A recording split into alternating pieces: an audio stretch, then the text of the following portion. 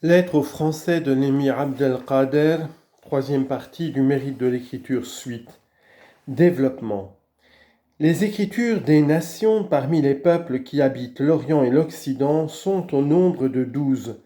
La persane, la himarite, l'arabe, la grecque, la syriaque, l'hébraïque, la romaine, la copte, la berbère, l'andalouse, l'hindoue, la chinoise.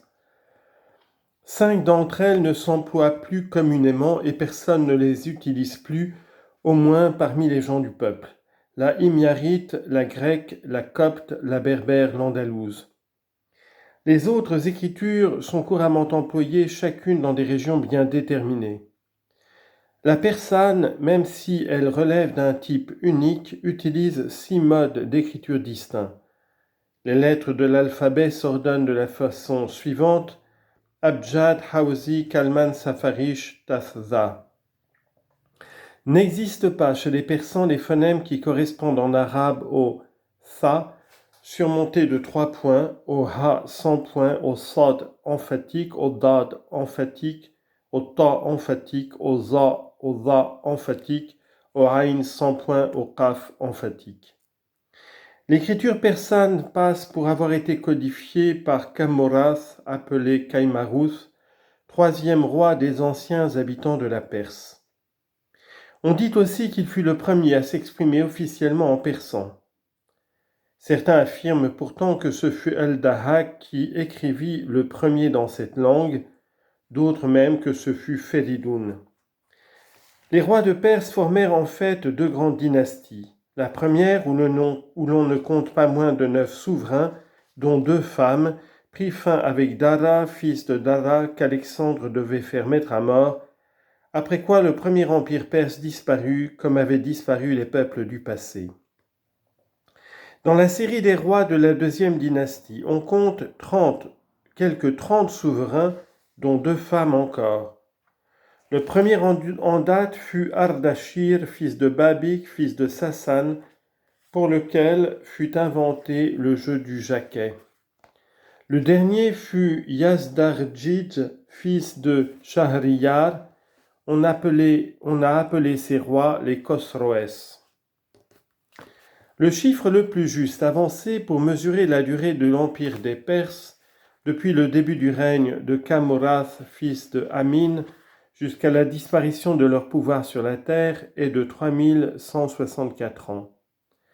Le pouvoir de cet empire disparut avec le meurtre de Yazdarjid, fils de Shahriyar, sous le califat de Othman, fils de Affan, en l'an 32 de l'Hégire. Les Perses des temps primitifs avaient peu de livres et écrivaient rarement. Ils ne possédaient pas la puissance qu'il faut pour développer l'expression verbale et permettre à l'esprit d'exprimer tout ce qu'il contient, jusqu'à ce que règne sur eux Zaradasht, le maître de la loi religieuse des mages, qui composa son livre étonnant dans toutes les langues employées dans la région, obligeant les gens à apprendre à tracer les caractères et à écrire, de sorte qu'ils y devinrent très habiles. Les langues employées en Perse dans l'Antiquité étaient au nombre de 5, le Pehlevi, le Dari, le Parsi, le Khouzi et le syriaque. Le Pehlevi dérive du mot Pehla, nom d'un territoire qui réunissait 4 provinces, celle d'Ispahan, celle de Rai, celle de Hamadan et celle de Nehawand et d'Azerbaïdjan. Le Dari était la langue du roi Dara. Elle était parlée par les habitants d'Al-Madain et c'était elle que les gens du palais utilisaient pour s'exprimer. Le Parsi était la langue des prêtres et des mages ainsi que des savants. C'était par excellence la langue des Perses. Le Khouzi était employé par les rois et les nobles dans l'intimité, c'est-à-dire avec les gens de leur suite et leurs compagnons. Quant au syriaque, il était parlé par les habitants du Sawad. À noter que ce syriaque différait sensiblement de la langue littéraire du même nom. Pour ce qui est de l'écriture arabe, la vérité est que le premier qui traça ces lettres fut Muramir, fils de Murra. Il habitait Al-Anbar et c'est à partir de là que cette écriture, fixée ensuite par la calligraphie koufique, se répandit parmi les Arabes. À noter que les points ajoutés sur les caractères ne sont venus que plus tard, après l'apparition de l'islam. Celui qui transporta l'écriture d'Al-Anbar au Hijaz fut Harb, fils de Umayya, ancêtre des rois omeyyades. Quant à la façon de tracer les caractères qui est encore employée aujourd'hui, elle est donc issue de l'écriture des habitants de Koufa, mise en forme par Abu Ali Muhammad ibn Muqra, vizir d'Al-Muqtadir Billah l'Abbasside.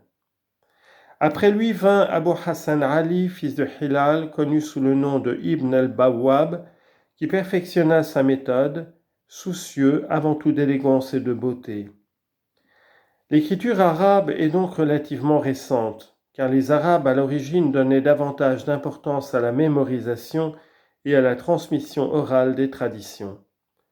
Leurs vers consignaient leurs chroniques, conservant les faits importants de leur journée et de leur guerre. Aussi ne mentionnait-on chez eux le nom d'aucun savant connu, ni d'aucun philosophe de réputation établie.